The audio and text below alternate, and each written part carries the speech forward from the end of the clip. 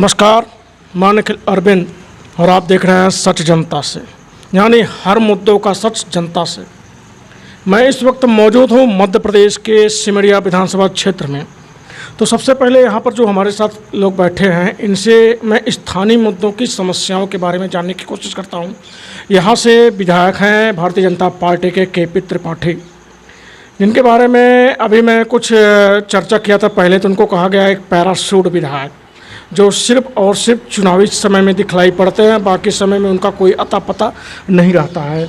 तो सबसे पहले मैं जानने की कोशिश करना चाहता हूं कि आपका जो ग्रामीण क्षेत्र है, क्या आपके ग्रामीण क्षेत्र में सरकार के जो विकास कार्यकारी योजनाएं हैं, जन कार्यकारी योजनाएं हैं, क्या ग्रामीण क्षेत्र के निवासियों के दरवाजे पर उन जन कल्याणकारी योजनाओं ने दस्तक दी है कि नहीं? जो भी सुविधाएं यहाँ सरकार द्वारा मुहैया कराई गई हैं, वो बहुत ही कम परसेंटेज रहा है। औसतन उसका बहुत कम एवरेज है। नहीं, मतलब किस तरह की सुविधाओं की आप शिकायत करना चाहते हैं? आप किस तरह की? जैसे मौलिक सुविधाएं हैं जी, शिक्षा की व्यवस्था यहाँ, जी, ये लगभग 6000 के ऊपर यहाँ मतदाता है इस गांव में, इस ग्राम पंचायत में। यहाँ सिर्फ 10वीं तक की स्कूल है। और स्वास्थ्य की सुविधा यहाँ आपको 5 बजे या 6 बजे के बाद, डॉक्टर तो 2 बजे के बाद नहीं मिलेंगे। डॉक्टर तो 2 बजे के बाद नहीं मिलेंगे। और यहाँ 1-8 ठो नर्स, वार्ड बॉय वगैरह रात में रहते हैं। आप स्वास्थ्य की बात कर रहे हैं भाई साहब, स्वास्थ्य की बात किया। इन्होंने कहा कि 2 बजे के बाद 100% डॉक्टर की उपस्थिति नहीं रहती है। तो अमृत काल चल रहा है, मौजूदा सरकार अमृत काल भारत मना रही है, अमृत काल महोत्सव मना रही है। क्या लगता है कि ये अमृत काल वास्तव में अमृत काल है या फिर महज दिखावा वाला अमृत काल है?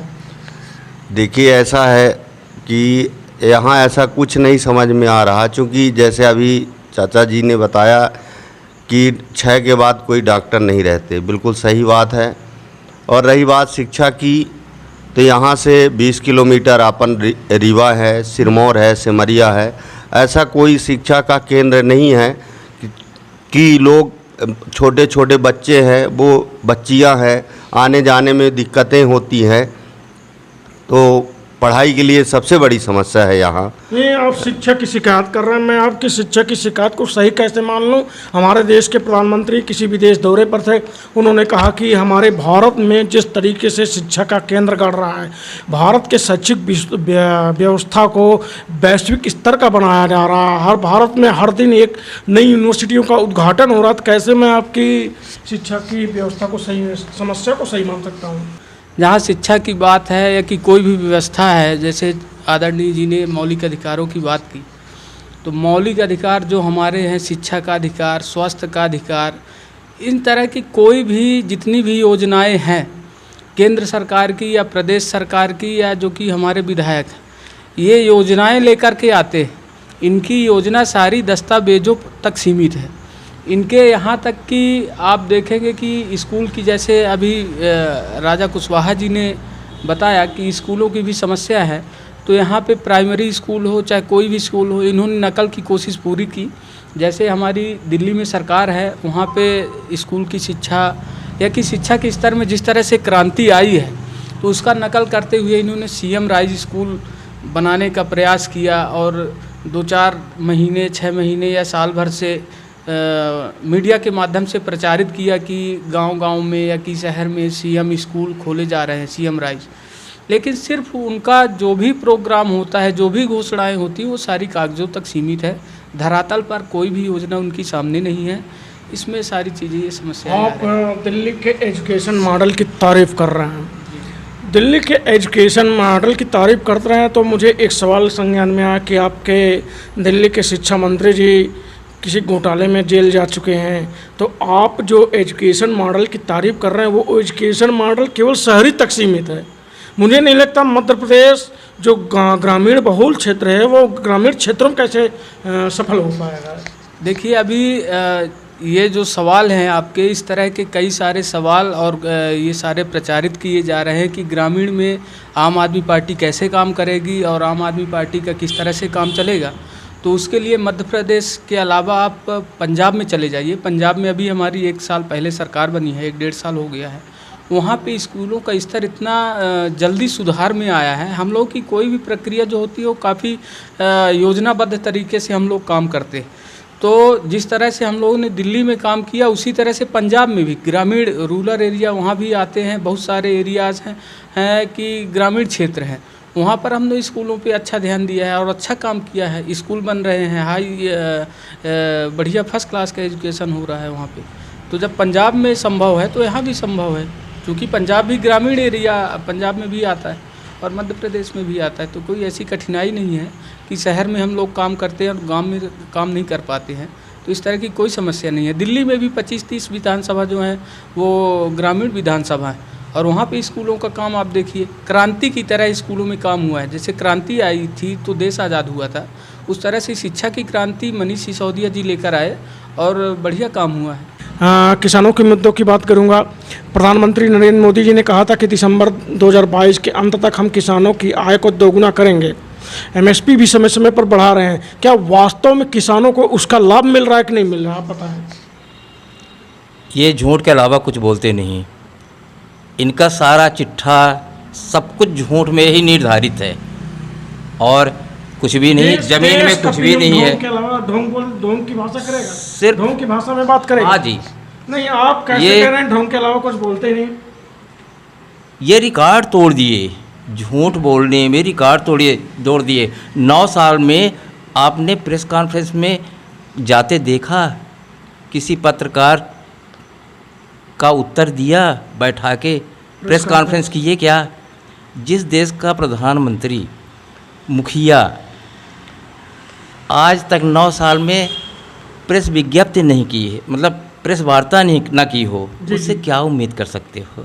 अच्छा, वो मन की बात, नहीं कर सकते, सिर्फ मन की बात बताते हैं। अरे प्रेस वार्ता नहीं की उन्होंने, लेकिन मन की बात तो करते हैं। मन की बात करते हैं, लेकिन देश की बात नहीं करते, तरक्की की बात नहीं करते। करते भी हैं तो सब कुछ दिखावा और झूठा खोखलापन। अभी एक हम न्यूज़ चैनल देख रहे थे जी, तो उसमें राहुल जी ये बोल रहे थे कि मीडिया के लोग साइड में हो जाएं और जनता देख सके हमें। और एक चैनल उधर दिखा रहा था कि मोदी जी बोल रहे थे कि मीडिया वालों को आगे आने दो, आप लोग साइड हो जाओ। तो ये सब दिखावा है। मध्य प्रदेश में की जनता आज तक सिर्फ 2 पार्टी की लड़ाई देखती थी, कांग्रेस और भाजपा। तीसरी पार्टी भी कूद गई है, लेकिन तीसरी पार्टी जो कूदी है उनमें 2 पार्टियां जो इंडिया गठबंधन के साथी हैं और विधानसभा चुनाव में वो दोनों एक दूसरे के दुश्मन बन के चुनाव लड़ रहे हैं। तो क्या लोकसभा चुनाव आते आते कांग्रेस बनाम आम आदमी पार्टी का लड़ाई देखने को मिलेगा, ये आपको लगता है? देखिए, भविष्य में जो गठबंधन तय हुआ है वो गठबंधन इसलिए नहीं हुआ है कि हमारी जो माने मानसिकता है वो एक दूसरे से मिल रही है, ऐसा बिल्कुल नहीं है। हम लोग हमेशा से कांग्रेस के विरोधी रहे हैं, आम आदमी पार्टी हमेशा कांग्रेस का विरोध की है। बस ये है कि देश बचाने के लिए ये गठबंधन मजबूरी है, देश बचाने के लिए। तो लोकसभा का चुनाव हम लोग निश्चित रूप से गठबंधन इंडिया के बैनर तले लड़ेंगे। आप कह रहे हैं कि देश को बचाने के लिए हम कांग्रेस के धुर विरोधी हैं। अगर कांग्रेस के धुर विरोधी हैं तो आप इंडिया गठबंधन के साथी कैसे हो गए? कांग्रेस विचारधारा के विरोधी हैं। अच्छा। लेकिन गठबंधन में एक विचारधारा नहीं है। आप समझिए, उसमें कम से कम 25 से 30 पार्टियां जो है इकट्ठा होकर के गठबंधन की हैं। इस तरह तो एनडीए में भी, एनडीए का जो गठबंधन है उसमें भी 25 से 28 पार्टियां, 30 पार्टियां हैं। तो क्या सबकी विचारधारा मिलती है? बिल्कुल नहीं मिलती। आप कश्मीर में चले जाइए, दूसरी पार्टी है लेकिन गठबंधन करके वो सरकार बनाते हैं। अभी बीजेपी वालों का देखा होगा। तो हम लोगों की वैचारिक जो वो है वो नहीं मिलता है। लेकिन मोदी जी से देश को बचाने के लिए, बीजेपी से देश को बचाने के लिए, आरएसएस से देश को बचाने के लिए, ये होंडावाद की राजनीति से देश को बचाने के लिए, हिंदूवाद नहीं होंडावाद से देश की राजनीति को बचाने के लिए हम लोग इकट्ठा हुए हैं कि इनको साफ करेंगे और एक निर्मल भारत जो पहले से चल रहा था हमारा, जो हमारी संस्कृति है। आप देखिए, आप मोदी जी से कह रहे हैं, मोदी जी से देश को बचाने के लिए सबसे पहले सवाल मैं कहूँगा कि वैश्विक रिपोर्टें जो आती है पब्लिक लीडर को लेकर के, लीडर के लिए जितनी भी तमाम वैश्विक रिपोर्टें आती हैं, सर्वाधिक लोकप्रिय नेता पीएम मोदी को माना जाता है। फिर भी आप मोदी को लेकर के इतनी शिकायत कर रहे हैं, तो कैसे मान लें कि मोदी भारत की जनता के लिए लोकप्रिय नहीं है? आज आप मीडिया से आए हो। जी सर। मीडिया कितनी स्वतंत्र है जी। आपको पता है। सारे देश को पता है, सारे विश्व को पता है कि भारत में क्या हो रहा है। आज मीडिया वही दिखाती है जो मोदी जी चाहते हैं, भाजपा तो चाहती सभी है। मीडिया दिखाती है, आपको लगता है? दिखाना पड़ता है उनको। सुनिए, और यहाँ जो काम के पीछे उनकी नीयत साफ नहीं है, देश के लिए भी उनकी नीयत साफ नहीं है, लोगों के लिए विकास के लिए उनकी नीयत साफ नहीं है, काम करने की नीयत नहीं है। और यहाँ जैसे आज तक चलता था कांग्रेस भाजपा, ये प्रतिद्वंदी मतलब ये कंपटीटर होते थे, आज ये उनको दुश्मन बना लिए हैं, दुश्मन मान लिए हैं, और उनके साथ वही दुर्व्यवहार करते हैं जो दुश्मनों के साथ करते हैं। ये उनको पाकिस्तान से भी ज़्यादा बड़ा दुश्मन मानते हैं, अपने कंपटीटर को, दूसरी पार्टी वालों को, और उनके साथ वही जितने सरकारी एजेंसियां हैं उनका दुरुपयोग कर के। अच्छा। जी हाँ, ईडी है। कि सरकारी एजेंसियों का कौन दुरुपयोग कर सकता है? भारत सरकार भारत जो बैठी है, वो देखिए, मोदी सरकारी सरकार। एजेंसियों के दुरुपयोग की आप बात कर रहे हैं, वो तो हर सरकार करती है। मोदी सरकार ही क्यों करती है? वो हर सरकार करती है। क्या इनके नेता, इनके मंत्री, इनके विधायक सब दूध के धुले हैं? कभी रेट पड़ा? कभी कोई इंक्वायरी हुई? सब अदर पार्टी वाले के यहाँ कैसे पड़ती है, वही क्यों उनके उसमें आते हैं घेरे में, भाजपा वालों के। और जो भी, अगर हम कांग्रेस से कोई बड़ा लीडर चला जाए, वो अपराधी टाइप का कुछ भी हो, वो वॉशिंग मशीन में धुल जाता। भाजपा का दूसरा नाम वॉशिंग मशीन भी हो गया। वो हाँ, वो धुल जाता, साफ सुथरा हो जाता बिल्कुल। इसीलिए भारतीय जनता पार्टी को वॉशिंग मशीन वाले कहते हैं क्या? यस। जब नए संसद भवन में प्रवेश किया जा रहा था, तो नए संसद भवन के प्रवेश करते समय संविधान की जब पुस्तिका दी गई, संविधान की पुस्तिका में समाजवाद शब्द हटा दिया गया। जो असल में जो संविधान था, बाबा साहब अम्बेडकर ने लिखा था, उसमें उन्होंने लिखा था कि लोग सर्वोच्च होंगे, यानी जनता सर्वोच्च होगी। लेकिन आज क्या लगता है, पीएम मोदी ने संविधान को बदल दिया है, देश का पीएम ही सर्वोच्च होगा, लोग सर्वोच्च नहीं होंगे। ये हकीकत में ये सही लगता है आपको?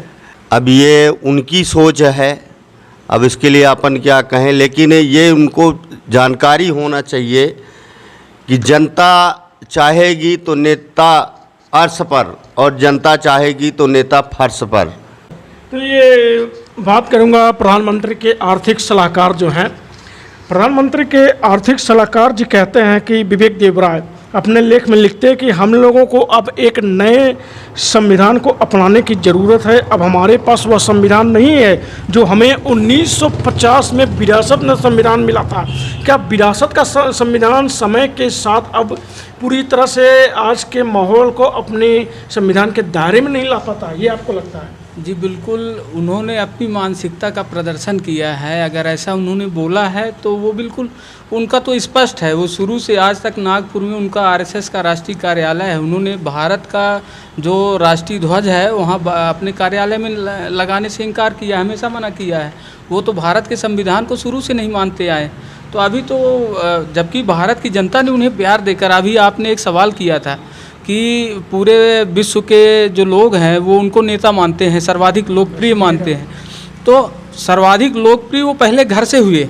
देश के लोगों ने उनको माना था कि ये अच्छा काम करेंगे। जिस तरह से भाषण देने के गुण उनके अंदर हैं और भाषण से लोग लुभावने भाषण देकर उन्होंने लोकप्रियता हासिल की।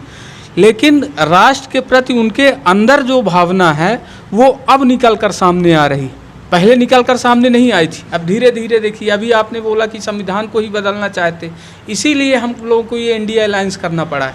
कि ये अभी संविधान बदल रहे हैं, देश की संपत्ति, लोगों की संपत्ति ये हड़पेंगे।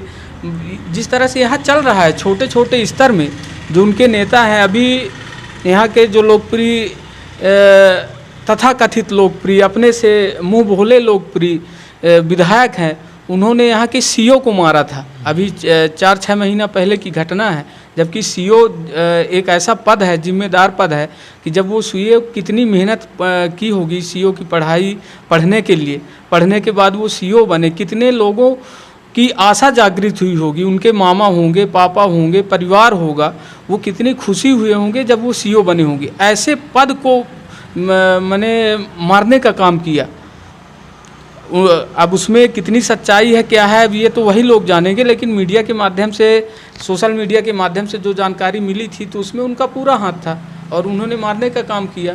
अब ये बता रहे हैं कि संविधान ही बदलेंगे, जिनका आप नाम ले रहे हैं, संविधान बदलने की ज़रूरत है। अब ये सोचिए कि कितनी मेहनत के बाद वो संविधान लिखा गया था, और वो संविधान जिसमें सारा देश इकट्ठा होकर के और उसका समर्थन किया था, और आज भी देश का अधिकांश नागरिक हम पुराने संविधान और पुराना जो कुछ भी अपना नेचर है, जो कुछ संस्कृति है, उस पे चलने का आदी है और उस पे चलना चाहता है। लेकिन ये दुर्भाग्य है कि देश का, कि बहुमत से हमने भी मोदी को वोट दिया था। जब उनकी पहली बार सरकार बनी थी, हमने पूरा प्रचार किया था उनका, और पूरे मन से 2014 में मतलब आप मोदी जी के साथ थे? बिल्कुल साथ में थे, और लगता था कि ये कुछ न कुछ नया करेंगे। लेकिन जिस तरह से उन्होंने मटिया मेट करने का काम किया है, ये तो बहुत ही दुर्भाग्यपूर्ण है, और दुर्भाग्य मिटेगा। और आने वाले समय में आपको ये भी देखने को मिल सकता है, जिस तरह से चल रहा है कि 5 या 7 साल बाद बीजेपी और कांग्रेस का अलायंस हो जाएगा, वो दोनों मिलकर आम आदमी पार्टी के खिलाफ चुनाव लड़ेंगे। ये आपको आने वाले 5 से 10 साल में देखने को मिलेगा, क्योंकि ये लोग का कोई भी भरोसा नहीं है, और ये लोग सत्ता के लिए कुछ भी कर सकते हैं। सत्ता के लिए ये पुलवामा हमला जैसे घृणित कार्य करवा सकते हैं। सत्ता के लिए ये जिनके नाम पे मुसलमानों का नाम ले करके कि ये खतरा है, आतंकवादी हैं, ये करके उन्होंने सरकार बनाई और उन्हीं से ही गठबंधन कर लिया। तो ये सरकार बनाने के लिए चाहे कांग्रेस हो चाहे बीजेपी हो, ये कुछ भी किसी भी हद तक जा सकते हैं। इनको न शर्म है और न किसी भी प्रकार की इनकी कोई रीति। जब से इंडिया गठबंधन का ऐलान हुआ है, उसके बाद से भारत देश का नाम इंडिया बदलने की कवायद शुरू हो गई। संविधान में लिखा है कि इंडिया डैट इज़ भारत। तो लेकिन अब जैसे मोदी जी ने कहा कि जिस तरह से पाकिस्तान को इंग्लिश में, हिंदी में पाकिस्तान कहते हैं, रूस को रूस, स्पेन को स्पेन, अब हमारे देश का भी एक नाम होना चाहिए, वो सिर्फ और सिर्फ भारत होना चाहिए। तो मोदी जी की एक मंत्री हैं, वो मध्य प्रदेश दौरे पर आई, जो कि सिलेंडर के दामों में कांग्रेस के शासनकाल में जब सिलेंडर के दाम बढ़ते तो सड़कों पर सिलेंडर लेकर उतर जाते थे। तो मध्य प्रदेश चुनावी दौरे पर आए तो उन्होंने कहा कि मध्य प्रदेश का चुनाव इंडिया बनाम एनडीए नहीं बल्कि धर्म बनाम अधर्म की लड़ाई है। क्या मध्य प्रदेश के चुनाव को इसी चश्मे से देखा जा रहा है? आज इंडिया का नाम बदलने की ज़रूरत कहाँ से पड़ गई? ये हमारे महोदय जी ही नाम रखे थे मेक इन इंडिया, तब उनको ज़रूरत नहीं पड़ी थी। आज ज़रूरत इसलिए पड़ी कि इंडिया गठबंधन का नाम हो गया, महागठबंधन जो बना है उसका नाम इंडिया रख दिए हैं, इसलिए उनको बहुत बड़ी दिक्कत हो गई है और ज़्यादा कारण नहीं है। महिला आरक्षण का बिल ऐसे समय में आ रहा है जब आगे अगले वर्ष में लोकसभा चुनाव होने वाला है, और महिलाओं का जो है कि वोट बैंक हमेशा से लामबंद रहा है, और महिलाओं के वोटों को जो है साइलेंट वोटर कहा जाता है। कि जैसे कि आपके घर की जो महिलाएं होंगी, आपने कह दिया इनको वोट देना है, लेकिन आप हकीकत में भी नहीं परख सकते हैं कि महिलाएं ने वोट दिया किसको।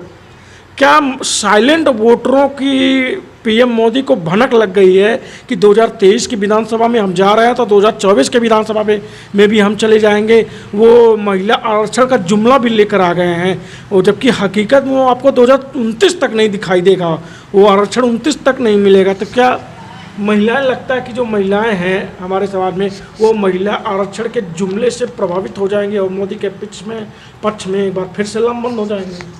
देखिए, ये जो इनकी जुमलेबाजी है, चाहे वो आरक्षण, महिला आरक्षण की आपने बात की, इनका कोई भी बिल कोई भी घोषणा, सारी चीज़ें इनकी चुनाव से प्रभावित रहती हैं। ये कोई भी काम को सिर्फ सत्ता हथियाने के लिए करते हैं। लेकिन महिलाएं जो है ये पूरी तरह से, ये पहले की महिला हो गई हैं कि वो पहले पढ़ नहीं पाती थी, उनका एजुकेशन स्तर कम होता था, समझ नहीं पाती थी सारी। आज के डेट में आप देखिए मोबाइल का युग है, इंटरनेट का युग है, इसमें सारी चीज़ें सब महिलाएं देखती हैं, वो पूरी तरह से जागरूक है और उनको पता है कि जैसे अभी ये बिल लेकर के आए हैं, क्या ये संभव है कि 2 महीने या 5 महीने या 1 साल में ऐसा कोई निर्णय लिया जा सकता है या कोई पॉसिबिलिटी है आने की। और अभी आप एक छोटा सा उदाहरण देखिए, अभी मध्य प्रदेश में आम चुनाव है और लगभग 60 से 80 सीटें भाजपा सरकार डिक्लेयर कर चुकी है, भारतीय जनता पार्टी। उनमें से इन्होंने कितनी महिलाओं को टिकट दिया है ये आप पता करिए। मुश्किल से 5 या 4, 2-3 महिलाओं को टिकट दिया है। तो जब ये खुद महिलाओं के पक्ष में नहीं है तो बिल लाने का काम क्या है? ये जो बिल लाए हैं इसका काम क्या है? जब आप खुद पक्ष में नहीं है कि हमको ऐसा करना है, जैसे हमको मान लीजिए चावल खाना ही नहीं है तो चावल पकाने का मतलब क्या है? क्या फेंकने के लिए पका रहे हैं? तो ये सिर्फ इनका जो है ये नौटंकी है, ये सामने दिखता है। जो भी नौटंकी है ये पूरी तरह से सामने है, प्रोजेक्टर की तरह सामने दिख रही है। ये नौटंकी की बात कर रहे हैं, महिलाओं को अपने पक्ष में लामबंद करने के लिए आपके स्टेट के सीएम जी बहुत बड़ी योजनाएं लेकर आए हैं। अभी कल की बात है जो सिलेंडर 450 रुपये में देने की घोषणा की, तो उन्होंने कहा कि उसने एक लाइन बोली कि मेरे जैसा भैया आपको नहीं मिलेगा अगर मैं चला जाऊंगा। क्या लगता है वो जाने वाले हैं जो घोषणा कर इसके विषय में हम आपको बता दें, एक छोटी सी कहानी आपको सुना दें। एक परिवार में एक लड़की की शादी थी और शादी में सारा सामान खरीदा गया। आप लोगों को पता है भारत रीति रिवाज में विदाई के समय सारी चीज़ें दी जाती, सारे सामान खरीदे गए। उसी समय डकैती पड़ गई, डाकू आए और गाड़ी में सारा सामान लोड कर लिए। डाकू जो आया था वो अच्छे वेशभूषा में था, अच्छा कपड़ा पहने हुए था, दाढ़ी ओढ़ी रखे था, देखने में साधु टाइप का लग रहा था। वो सारा सामान रखवा लिया। रखवाने के बाद परिवारजन से पूछा कि जिस लड़की की शादी है वो कहाँ है। जब उससे मिलवाया गया तो 1000 रुपये का उसने नेक दिया, टिकौना गाँव की भाषा में बोलते हैं। वो टिकौना दिया और चला गया। दूसरे दिन पुलिस आई और गवाह सबूत हुआ, बयानबाजी हुई। तो घर वालों ने बोला कि डाकू तो था, सारा सामान ले गया, लेकिन आदमी बहुत अच्छा था, 1000 रुपये का नेक दे करके गया है। तो ये 4.5 साल तक जो लूटने का काम हुआ है शिवराज सिंह द्वारा और भारतीय जनता पार्टी के द्वारा, तो जनता जान रही है कि ये डाकू हैं। वो 1000 का टिकौना भले 4 महीना दे रहे हैं, 6 महीना दे रहे हैं। तो केजरीवाल जी जब दौरे पर आए थे बोला कि आपको मामा भी मिला है, मैं आपके मध्य प्रदेश में चाचा के रूप में आया हूँ। क्या मध्य प्रदेश की जनता उनको चाचा के रूप में स्वीकार कर लेगी? अब करना चाहिए भाई। देखिए अब मामा का देख लिए, मामा जी का तो देख लिए, और चाचा जी सदैव अच्छी बात है, अधिकार है, हक है, हमें गर्व है कि हमारे चाचा जी हैं, है ना।